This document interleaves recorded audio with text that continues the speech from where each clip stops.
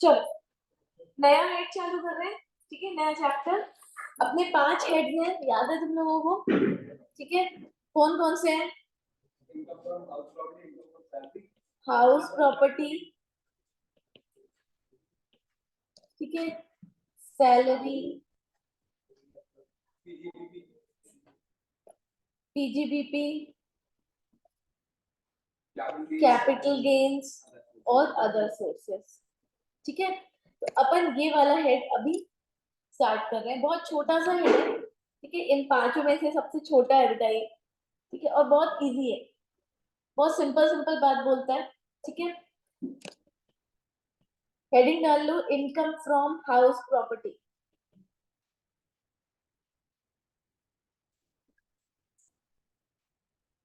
Income from house property.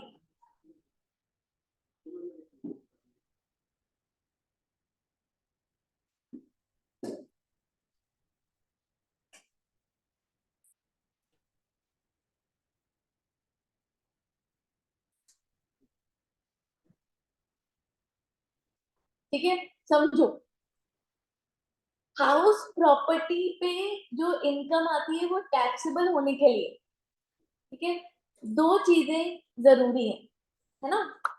एक तो पहली बात, हाउस प्रॉपर्टी होनी चाहिए। अभी हाउस प्रॉपर्टी क्या होता है ये समझते हैं अभी अपन, है ना। और दूसरा, आप आपके हाथ में टैक्सेबिलिटी आने के लिए आप इस हाउस प्रॉपर्टी के क्या होने चाहिए? ओनर। ठीक है, तो ये दो शर्तें हैं बेटा हाउस प्रॉपर्टी हेड में इनकम चार्जेबल होने की। ठीक है, एक तो आपके पास क्या होनी चाहिए? House property. अब हाउस प्रॉपर्टी क्या होती है? तुम लोगों को क्या लगता है हाउस प्रॉपर्टी क्या है? घर, प्लॉट, प्लॉट, प्लॉट मतलब खाली ना। और फ्लैट, और फार्म हाउस, और पूरी की पूरी कॉलोनी। हर कॉलोनी के हर घर अलग अलग काउंट है ना।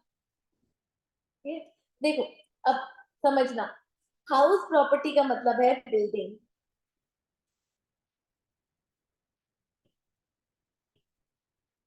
उन्होंने ये स्पेसिफाई नहीं किया कि बिल्डिंग किसकी होगी, दुकान भी हो सकती है। समझ में आया?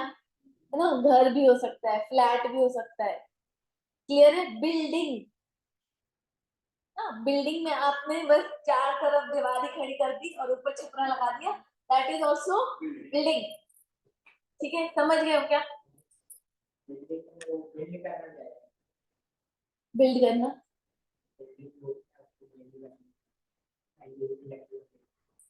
नहीं, बिल्डिंग है तेरे पास मतलब चार दीवार है और ऊपर से कवर्ड है, तो दैट इज अ बिल्डिंग। ठीक है, अब एक कमरे का ही क्यों ना हो, समझ में आया? वो बिल्डिंग है। ठीक है, बिल्डिंग को ही क्या बोलते हैं? House property. खाली लैंड को हाउस प्रॉपर्टी नहीं बोलते। Vacant land is not house property. But बेटा बिल्डिंग खड़ी है तो वो लैंड के ऊपर ही खड़ी है ना। ठीक है, तो आप मतलब मान लो कि मैं अपना घर किराए से दे रही हूँ, तो सिर्फ बिल्डिंग का तो नहीं, चार दीवारी का तो नहीं, नीचे लैंड भी तो है। ठीक है, आंगन है ना, वो चल जाएगा। तो बिल्डिंग और उसके साथ में जुड़ा हुआ attached land, land appurtenant thereto बोलते हैं। Land appurtenant to that building, land attached to that building. समझ में आया? This is house property. ठीक है, वेकेंट लैंड, खाली लैंड, ये हाउस प्रॉपर्टी नहीं है। ठीक है,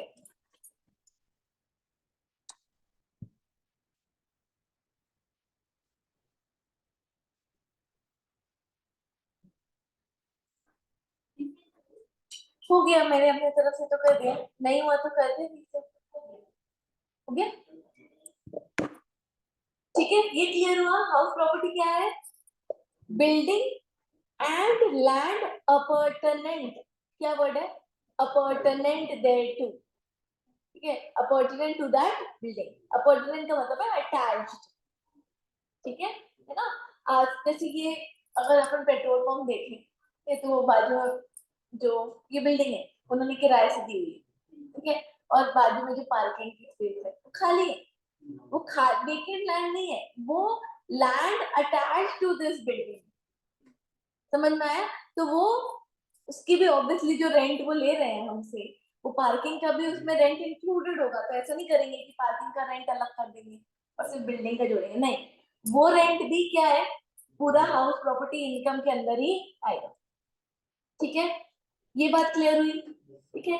दूसरी शर्त क्या थी भाई, कि अससी क्या होना चाहिए, ओनर ऑफ दैट प्रॉपर्टी, ठीक है। अगर मान लो मैंने ये जगह रेंट पे ली है, ये दोनों फ्लोर, फर्स्ट फ्लोर और सेकंड फ्लोर, ठीक है, और सेकंड फ्लोर का एक रूम यूज नहीं हो रहा, तो मैंने आगे उसको फर्दर रेंट पे चढ़ा दिया, कर सकती हूँ मैं ऐसे, सब वो मेरा सब टेनेंट बन गया, ठीक है। तो मुझे जो रेंट मिल रहा है, मैं जो रेंट पे कर रही हूँ इस बिल्डिंग के ओनर को, वो तो हाउस प्रॉपर्टी की इनकम है, बट मुझे जो रेंट मिल रहा है वो मेरे हाथ में हाउस प्रॉपर्टी की इनकम नहीं है, क्योंकि इस बिल्डिंग की ओनर नहीं हूं मैं, समझ में आ गया क्या। तो वो जो रेंट मिल रहा है मुझे, वो मेरे हाथ में टैक्सेबल तो होगा, बट वो हाउस प्रॉपर्टी वाले हेड में टैक्सेबल नहीं होगा, फिर वो उसमें कोई और हेड लगेगा, समझ में आया, ठीक है। उसमें फिर कौन सा हेड लगेगा, पीजीबीपी कैसे लगेगा, मैं बिजनेस तो है ही रेंट पे चलाने का, अदर सोर्सेस। अच्छा अच्छा, इससे एक सवाल और आया, अगर मेरा बिजनेस ही है कि मैं प्रॉपर्टी खरीदती हूँ और उसको रेंट पे चढ़ाती हूँ, प्रॉपर्टी खरीदती हूँ रेंट पे चढ़ाती हूँ, मैं बिजनेस ही ये करती हूँ, खरीद के बेचने का नहीं, खरीद के बेचने का बात करेंगे हम अभी, मेरा काम क्या है, खरीदती हूँ और रेंट पे चढ़ाती हूँ, तो फिर जो रेंट मेरे पास आ रहा है वो हाउस प्रॉपर्टी हेड में आना चाहिए कि पीजीबीपी में आना चाहिए, क्योंकि PGBP is business profit from business और प्रोफेशन, कहाँ जाना चाहिए तुम लोग के हिसाब से,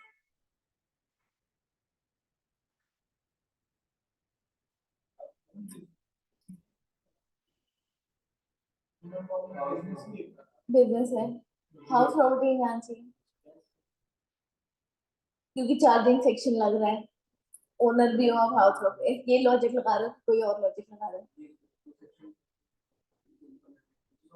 पीजीबीपी, पीजीबीपी में जाएगा, ठीक है ना, ये एक एक्सेप्शन है कि अगर आपका बिजनेस ही लेट आउट का है, ठीक है, तो आपके जो इनकम आ रही है वो फिर आपका बिजनेस ही हो गया ना, लेट आउट करना क्या हो गया आपका, बिजनेस ही, इसीलिए वो पीजीबीपी में जाता है, क्लियर है क्या, ठीक है ना।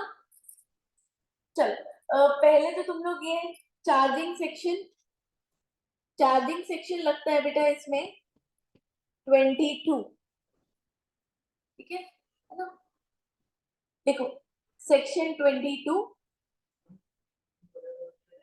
हाँ हेडिंग बस ये डालिए, इनकम फ्रॉम हाउस प्रॉपर्टी, इस चैप्टर से 5 से 7 नंबर का क्वेश्चन आता है और बहुत सिंपल है,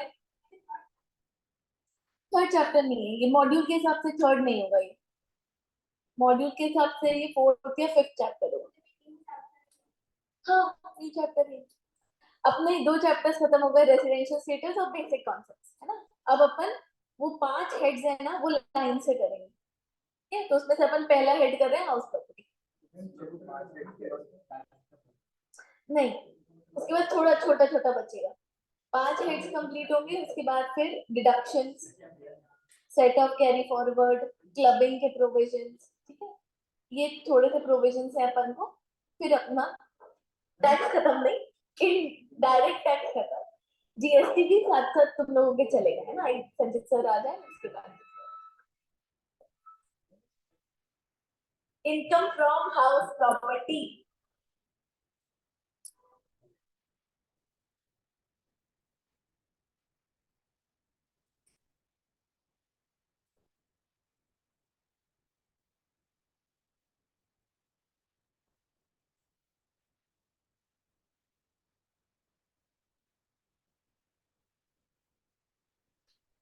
हाँ, section 22 charging section of HP, short में ही लिखना आप, जहां भी हाउस प्रॉपर्टी यूज होगा word, charging section of HP. ठीक है, लिखो rental income, rental income bracket में लिखो एनुअल वैल्यू। अगर लॉ पढ़ोगे ना तो लॉ में रेंटल इनकम वर्ड नहीं यूज हुआ है, लॉ में वर्ड यूज हुआ है annual value of the property is taxable under income from house property. समझ में आया? तो वो एनुअल वैल्यू मतलब पूरे साल में वो प्रॉपर्टी कितना कमा रही है, ठीक है, वो उसकी एनुअल वैल्यू निकाली जाती है और फिर वो हमारे हाथ में टैक्सेबल होती है। ठीक है, वही एनुअल वैल्यू का ही कैलकुलेशन बेसिकली इस चैप्टर में अपन को सिखाएंगे। ठीक है, एनुअल वैल्यू निकालेंगे और उससे फिर इनकम फ्रॉम हाउस प्रॉपर्टी निकालेंगे। ठीक है, लिखो रेंटल इनकम ब्रैकेट में लिखो annual value of HP, of HP is taxable under head, is taxable under head house property, is taxable under head house property if two conditions are satisfied, if two conditions are satisfied.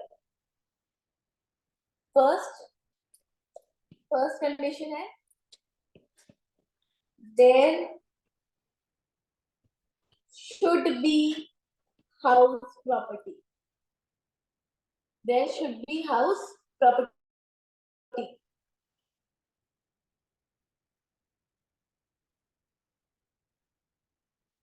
ठीक है, house property होनी चाहिए। Second condition लिखो assessee should be, assessee should be owner of such house property, assessee should be owner of such house property।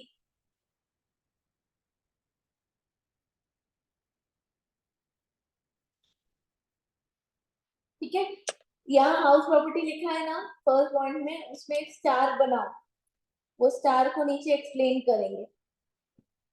House property means,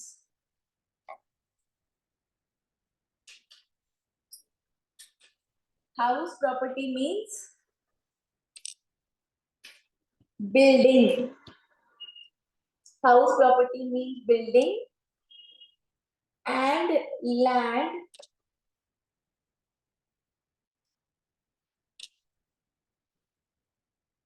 appurtenant,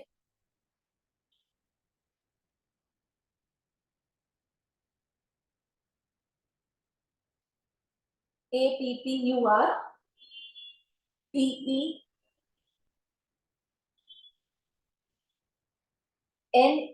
या NE भी use होता है इसमें, NENT appurtenant। ब्रैकेट में लिखो attached, attached to such building।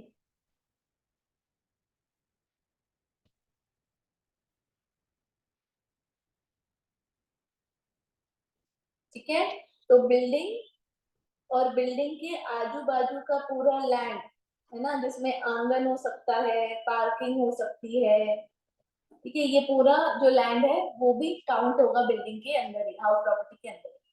ठीक है, clear है क्या, है ना? अच्छा, एक नोट भी डाल दो, नोट मुझे 2-3 लिखवाने हैं, नोट डालो और 2-3 अपन नोट लिखते हैं।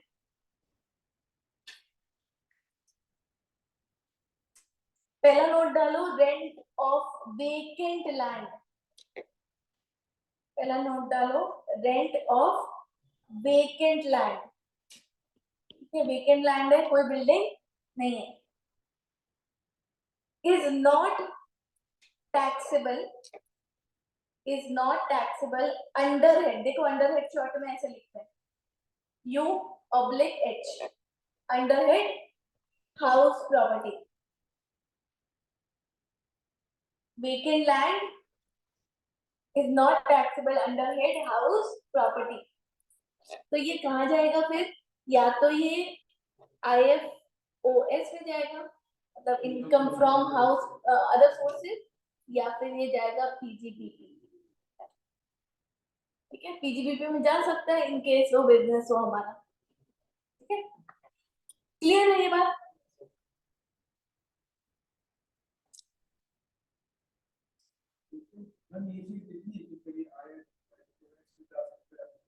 हाँ, ऐसे लिख लो ना ब्रैकेट में, टैक्सेबल अंडर हेड IFOS और PGBP।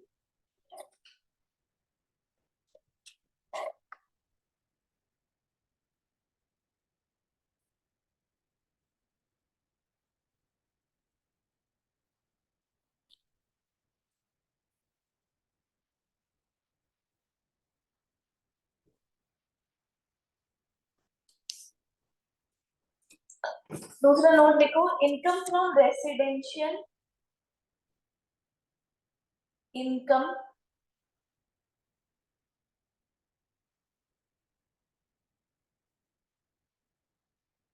From residential as well as commercial property. क्योंकि चार्जिंग सेक्शन क्या कहता है, बिल्डिंग होनी चाहिए और आप उसको लेट आउट करके रेंटल इनकम कमा रहे हो, तो वो हाउस प्रॉपर्टी के अंदर टैक्सेबल है। ये बात समझ में आई? तो वो बिल्डिंग रेसिडेंशियल है, मतलब आप खुद रह रहे हो, अब रहने के लिए दे रहे हो लोगों को, या कमर्शियल पर्पस के लिए दे रहे हो, उससे कोई फर्क नहीं पड़ता बेटा। ठीक है, तो residential as well as commercial property. Commercial property मतलब एग्जांपल लिख सकते हो ब्रैकेट में, shop, complex, godown,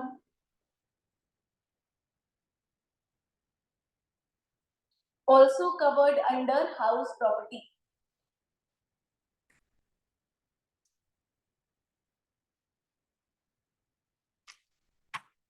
also covered under house property। Clear है ये?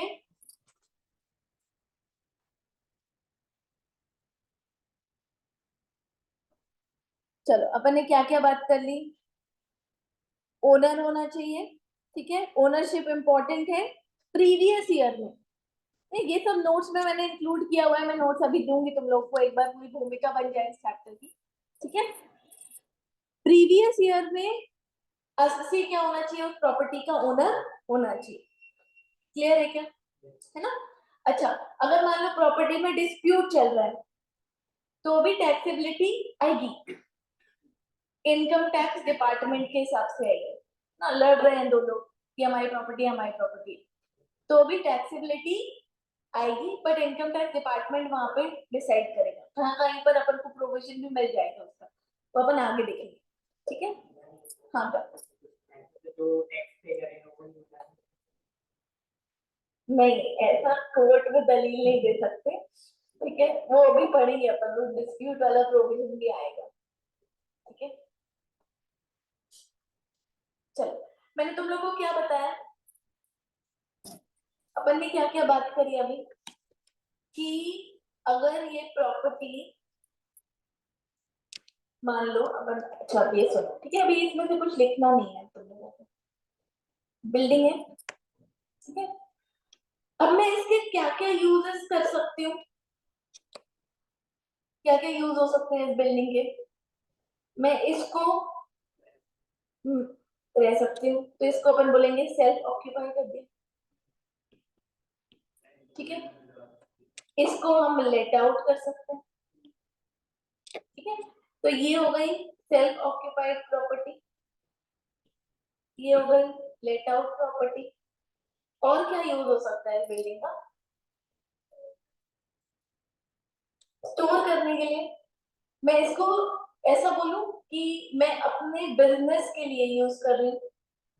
अगर मैं अपने घर का सामान स्टोर कर रही हूँ तो रेजिडेंशियल ही हो गया ना, रहना ही हो गया, सेल्फ ऑक्यूपाई कर दिया मैंने। बट अगर मैं उसको गोडाउन की तरह यूज कर रही हूँ अपने ही बिजनेस का, तो मतलब it is being used in my business only. ठीक है, मतलब self business, self business purpose, खुद के बिजनेस के लिए यूज कर रहे हैं हम। ठीक है, और क्या यूज हो सकता है? बिल्डिंग में रहकर ही बिजनेस कर रहे हैं ना, वही सेल्फ बिजनेस पर्पस के लिए यूज कर रहे हैं। मेरी बिल्डिंग है, उसमें ही मैं बैठकर अपना क्या चला रही हूँ, बिजनेस। ठीक है, मान लो मैंने एक ऑफिस खरीदा है, वो बिल्डिंग है। ठीक है, और उस ऑफिस में ही मैं बैठकर अपना प्रोफेशन रन कर रही हूँ। ठीक है, तो बिजनेस और प्रोफेशन भी यहाँ पे कवर कर दिया।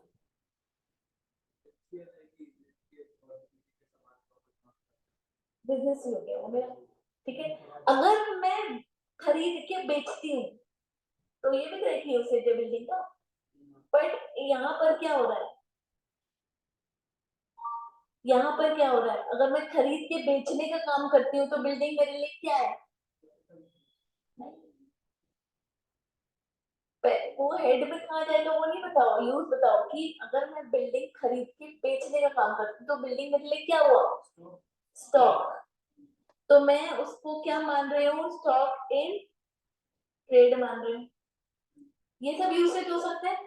ठीक है, एक मैंने तुम लोगों को बता दिया कि मैंने खरीद के उसको लेट आउट करने का ही बिजनेस है, तो वो सेल्फ बिजनेस पर्पस के लिए यूज हो रहा है। समझ गए क्या? ठीक है, तो ये सारे अलग अलग क्या है बेटा, बिल्डिंग के यूसेज है ना। देखो, अगर तुमने लेट आउट की है प्रॉपर्टी तो फिर तो हाउस प्रॉपर्टी ही लगेगा। अगर तुम्हारा बिजनेस लेट आउट का है तो फिर पीजीबीपी लगेगा, राइट। अगर तुम उस बिल्डिंग में बैठकर खुद का बिजनेस ही चला रहे हो तो भी हाउस प्रॉपर्टी नहीं लगता। ठीक है ना। क्यों नहीं लगता, उसका लॉजिक है। अगर तुम सेल्फ ऑक्यूपाई करके रखे हुए हो तो यहाँ पर बहुत बड़ी कहानी है। देखो, अगर मैं खुद ही रह रही हूँ घर में तो मैं क्या उस घर से कोई इनकम कमा रही हूँ क्या? तो इनकम फ्रॉम हाउस प्रॉपर्टी मेरे हाथ पे टैक्सेबल होनी चाहिए क्या? नहीं। पर क्या होता है कि कुछ लोग बहुत अमीर होते हैं, उनके पास बहुत सारे घर हो सकते हैं, है ना। जैसे शाहरुख खान मान लो, ठीक है, अब उसका घर एक मुंबई में है ना, मान लो एक कोलकाता में है, हाँ, दिल्ली में है, ठीक है ना, एक जबलपुर में बना लेते हैं, एक शिमला में भी है। ठीक है, अब वो कुछ दिन मुंबई में रह रहा है, कुछ दिन कोलकाता में रह रहा है, कुछ दिन दिल्ली में रह रहा है, कुछ दिन शिमला जाके रह रहा है, जबलपुर भी आ रहा है कभी कभी। ठीक है, तो वही 5 घर है उसके, क्लियर है, और एक दुबई में भी है ना। तो 5-6 घर है उसके, बहुत अमीर है वो, है ना। तो गवर्नमेंट बोलती है कि नहीं भाई, देखो, कोई एक घर है किसी का, 2 घर है किसी के, तो फिर तो वो खुद ही रह रहा है उस घर में, तो फिर हम इनकम फ्रॉम हाउस प्रॉपर्टी आपके हाथ में टैक्सेबल नहीं करेंगे। पर अगर आपके पास 2 से ज्यादा घर हैं तो दो तो अलग कर दो, उसके बाद जितने भी एक्स्ट्रा हैं, 2 के बाद जितने भी एक्स्ट्रा है उसको हम मान लेंगे कि वो लेट आउट है, क्योंकि तुम घर रख के बैठे हो, तुम लेट आउट भी नहीं कर रहे हो, है ना, और तुम खुद ही रह रहे हो, थोड़ा इधर थोड़ा उधर, सब तुमने सेल्फ ऑक्यूपाई करके रखे हो। ठीक है, तो गवर्नमेंट बोलती है कि नहीं भाई, 2 को हम तुमको देंगे, कोई भी 2 तुम चुनो कि कौन से 2 को तुमको छुड़वाना है। ठीक है, उस पे टैक्स हम नहीं लेंगे, पर 2 के बाद जितने भी घर है तुम्हारे, उस पे क्या लग जाएगा, टैक्स। कैसे टैक्स लगेगा, उसको क्या मान लिया जाएगा, deemed let out. Deemed word अपन ने पढ़ लिया है ना, कि भाई लेट आउट नहीं है बट हम मान रहे हैं कि लेट आउट है ना, क्लियर है। तो उस पे भी टैक्स लगेगा, है ना। तो ये भी हाउस प्रॉपर्टी के अंदर आएगा, एक तरीके से लिखवाओगी, वो 2 से कम 2 से ज्यादा वाला चार्ट बनेगा। ठीक है, अगर हमारा जो प्रॉपर्टी है वो हमारे लिए क्या है बेटा, स्टॉक एंट्री। अब मैं बिल्डर हूँ, मैं घर बनाती हूँ या खरीदती हूँ और बेचती हूँ, यही मेरा काम है। ठीक है, तो अगर मैं उसको सेल कर दे रही हूँ, बना रही हूँ सेल कर दे रही हूँ, बना रही हूँ सेल कर दे रही हूँ, तो कौन सा हेड लगेगा, अगर हम उसको सेल कर रहे हैं तो क्या लग रहा है, पीजीबीपी लग रहा है सीधे सीधे, इसमें तो कोई डाउट ही नहीं, वो हमारे लिए क्या है, स्टॉक इन ट्रेड। बट बेटा मैं बिल्डर हूँ, मैंने घर बनाया, बिक नहीं रहा है, तो मैं नुकसान करवाऊं अपना नहीं, मैंने सोचा रेंट पे चढ़ा देती हूँ थोड़े टाइम, तो मैंने लेट आउट कर दिया ना उसको, ठीक है। तो अगर मैंने उसको लेट आउट करा तो जितना भी मेरे पास लेट आउट करके पैसा आया वो कहाँ पे टैक्सेबल होना चाहिए? क्यों हाउस प्रॉपर्टी? यहाँ पर तो मैंने बोला था कि अगर आपका बिजनेस लेट आउट का है तो लेट आउट से जो भी पैसा आ रहा है वो पीजीबीपी में जा रहा है, बट यहाँ पे मैं बोल रही हूँ कि लेट आउट का पैसा हाउस प्रॉपर्टी में जा रहा है। क्या डिफरेंस है दोनों में? ये मेरा लेट आउट करने का मेरा बिजनेस नहीं है, मेरा बिजनेस इसका था बेचने का। मैंने लेट आउट किया तो वो कहाँ जाएगा? House property. वहां पर खरीद के लेट आउट करना ही मेरा मेन काम बिजनेस है, तो वहां पे कहाँ जाएगा? पीजीबीपी में। समझ गए? ठीक है, क्लियर है ये बातें? हाँ, चलो। अभी कितने नोट डाले तुम लोगों ने? हाँ। हम्म। बेटा असेट तो हर केस में है, वो हमारे लिए बिल्डिंग तो हमारी है ना। अगर मैं ओनर हूँ, हाँ ठीक है। नहीं, अगर मैंने उसको सेल्फ बिजनेस के लिए यूज किया हुआ है तो वो फिर पीजीबीपी, उस पर टैक्स नहीं लगेगा। मैं तुम लोग को बताती हूँ, देखो पीएनएल बनाते हैं, बिजनेस या प्रोफेशन करते हैं, तो अब अगर मैं इस बिल्डिंग को रेंट पे लेकर क्लासेस चला रही हूँ तो मेरा रेंट खर्चा यहाँ दिखेगा, ठीक है। और रेंट की वजह से मेरा प्रॉफिट क्या हो जाएगा? कम हो जाएगा। बट मान लो मैंने ये बिल्डिंग खरीद ली तो क्या हुआ?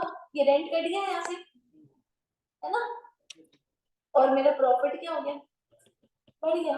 ऑटोमेटिकली अब इस पे तो टैक्स लगता है ना, ऑटोमेटिकली ये प्रॉफिट पर रेंट का असर आ गया, और ये प्रॉफिट पे क्या लग रहा है? पीजीबीपी हेड के अंदर टैक्स लगेगा। समझ गए क्या? तो वो ऑटोमेटिकली पीजीबीपी हेड में क्या हो गया? टैक्सेबल हो गया, ठीक है। उसको अलग से टैक्सेबल थोड़ी ना करना पड़ेगा, उसके लिए कुछ भी नहीं करना पड़ेगा, कुछ ही नहीं करना पड़ेगा। हाँ, ये असेट मेरा है, इसकी वजह से ही मेरा प्रॉफिट क्या हो जा रहा है? बढ़ जा रहा है ऑटोमेटिकली। और उस प्रॉफिट में मुझे टैक्स वैसे नहीं देना है, नॉर्मली प्रॉफिट कैलकुलेट करना है, रेंट का सोचना ही नहीं है हमें। यहाँ पे मैंने रेंट का सोचा थोड़ी, ये बिल्डिंग मेरी है, इस पे मैं क्लासेस चला रही हूँ, इस रेंट का मैं कोई ट्रीटमेंट थोड़ी करूंगी। समझ गए क्या? वो ऑटोमेटिकली मेरे प्रॉफिट एंड लॉस पे क्या दिखने लगा? उसका असर दिखने लगा। तो उसको कुछ भी नहीं करना, उसको सोचना ही नहीं, हमको इग्नोर करके चलना। अगर मैं अपनी बिल्डिंग में बिजनेस या प्रोफेशन बैठ के कर रही हूँ या उसको मैं गोडाउन की तरह यूज कर रही हूँ, ठीक है, तो मुझे उसको इग्नोर करके चलना है, उसका कुछ भी नहीं करना है। ऑटोमेटिकली उसका असर प्रॉफिट पर आएगा, जिसपे मुझे क्या देना है? टैक्स देना है। समझ गए?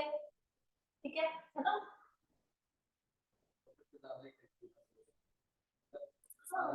हाँ, अभी मैं 50,000 यहाँ पे रेंट पे करती हूँ, सीधे सीधे 50,000 पर मंथ मेरा प्रॉफिट क्या हो जाएगा? बढ़ जाएगा, ठीक है। समझ गए? इतनी बातें क्लियर है? ठीक है, अभी अपन सिर्फ भूमिका ही बना रहे हैं, है ना। कैलकुलेशन पार्ट बहुत सिंपल है, ठीक है, वो भी बहुत जल्दी खत्म करेंगे। चलो, अभी कितने नोट्स लिखे थे तुम लोगों ने? दो। थर्ड नोट लिखो।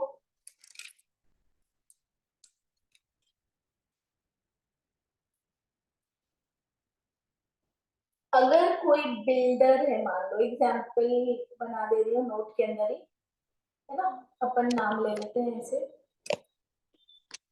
एसके बिल्डर, ठीक है। इसके लिए ये बिल्डिंग क्या है बेटा? बिल्डिंग इसके लिए क्या है? स्टॉक इन ट्रेड, ठीक है। ये बिल्डिंग इसके लिए स्टॉक इन ट्रेड है।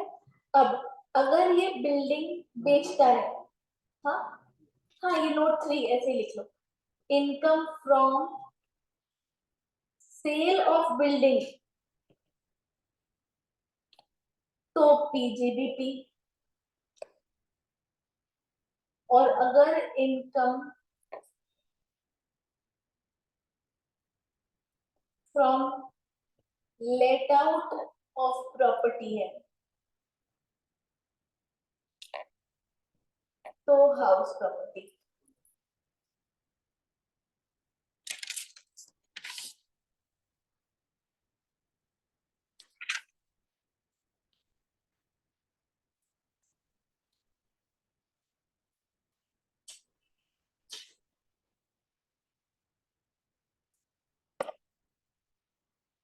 नोट नंबर 4,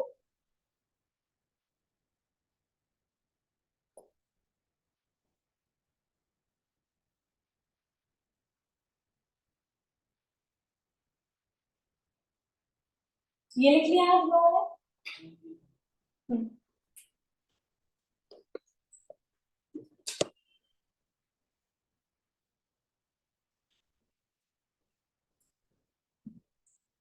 लिखो, if Asasi is in, if Asasi is in the business of, the business of letting out properties.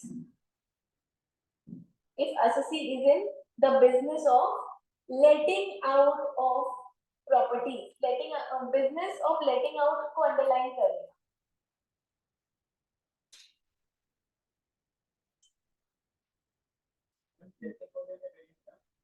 हाँ, letting out मतलब रेंट पे देना, ठीक है? Then the income from such properties,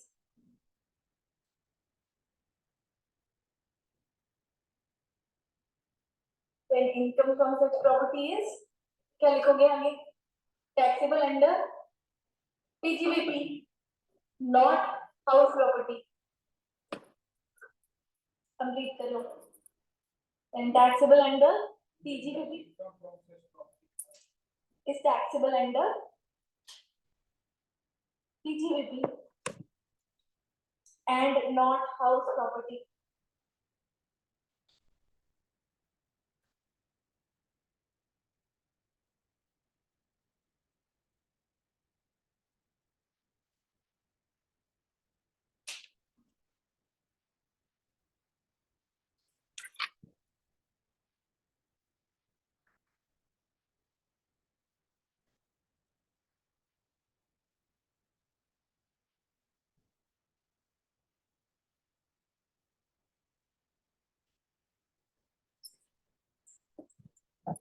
यहाँ तक बात?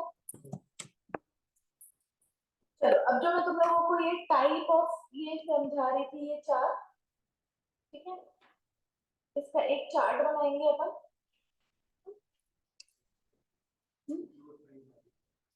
हाँ, मतलब अलग से बना लो, नोट्स बना लो या वैसे अलग से, अलग ही हेडिंग चालू करो. टाइप्स ऑफ हाउस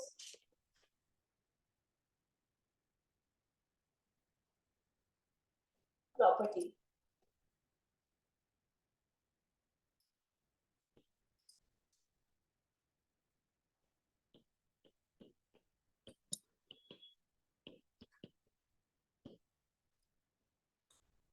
अगर लेट आउट प्रॉपर्टी है, एलओपी,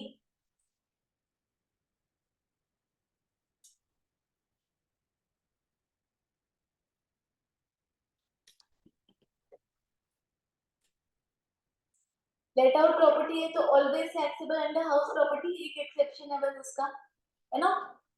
तो इसमें अपन बना लेते हैं कि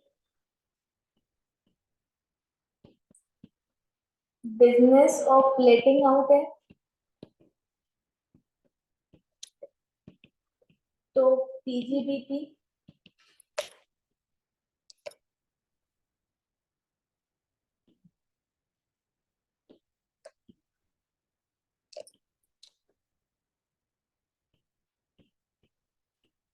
otherwise always taxable under house property.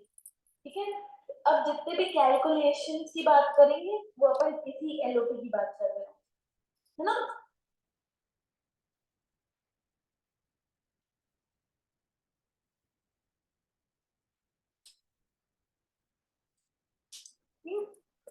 दूसरा,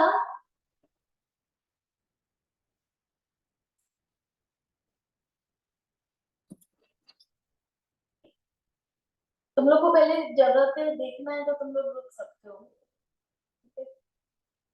फिर कर लेना copy. Self occupied property, SOP, ठीक है? सेल्फ ऑक्यूपाइड प्रॉपर्टी में मैंने तुम लोगों को क्या बताया कि अगर दो घर है सेल्फ ऑक्यूपाइड है, एक घर है सेल्फ ऑक्यूपाइड है, तो गवर्नमेंट बोलती है हमको उस पर कुछ नहीं करना, तुम खुद रह रहे हो, उस पर कोई इनकम नहीं बनती, ठीक है। बट अगर दो से ज्यादा घर है तो दो के बाद वाले घरों को हम क्या मान लेंगे, डीम्ड लेट आउट मान लेंगे, ठीक है। तो अगर हमारे पास 2 एसओपी है तो वो एग्जेम्प्ट है बेटा, उस पर कोई टैक्स नहीं आता है। बट अगर हमारे पास मोर देन 2 एसओपी है, ठीक है, तो मोर देन 2 एसओपी है तो इसमें से जो दो है any two, any two SOP को हम क्या कर सकते हैं, एग्जेम्प्ट करवा सकते हैं। और रिमेनिंग एसओपीज को हम क्या मानेंगे बेटा, डीम्ड लेट आउट प्रॉपर्टी, है ना, डीएलओपी।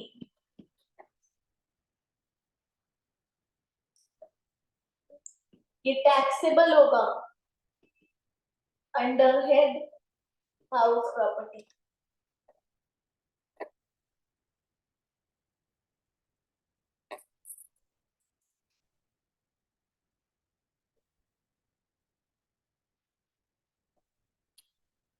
यहाँ पर ब्रैकेट में रेसिडेंशियल लिखना, ठीक है, रेसिडेंस।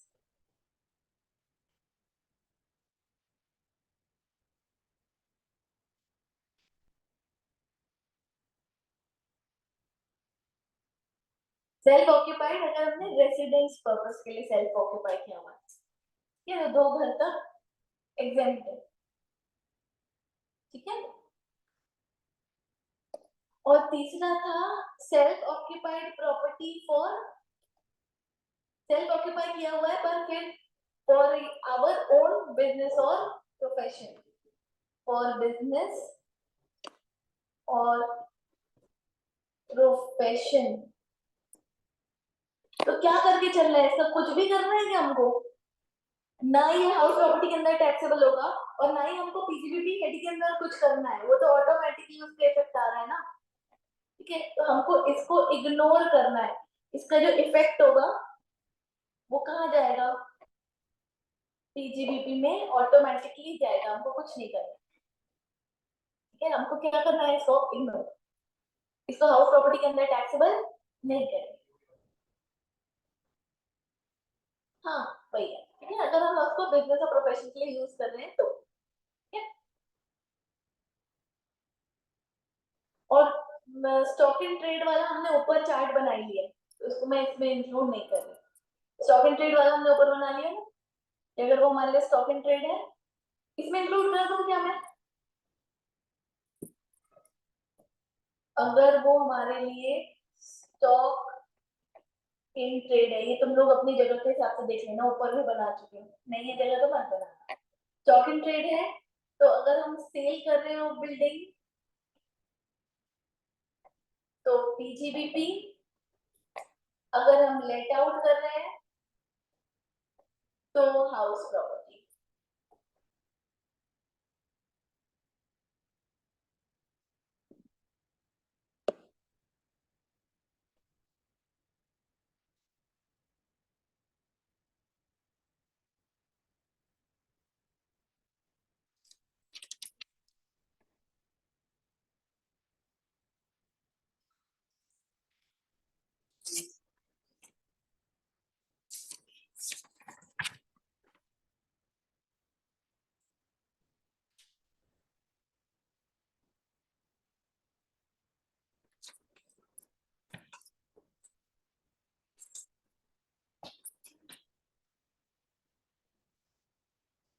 ठीक है, क्लियर।